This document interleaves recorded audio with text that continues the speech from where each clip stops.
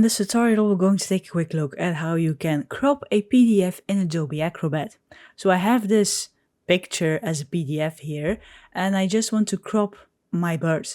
Now there are two options. You can either find text or tools, and then here you search for crop, or you can go to edit here on top, and in edit you have this crop page option.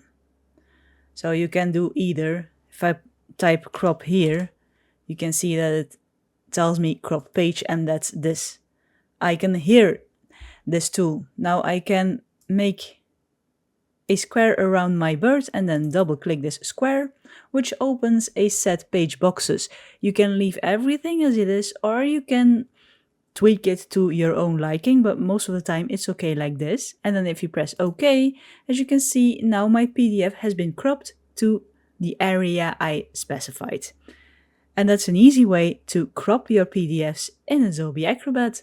Like the video if you liked it, subscribe if you want to see more of my videos, and as always, thank you for watching, and I'll see you in the next one.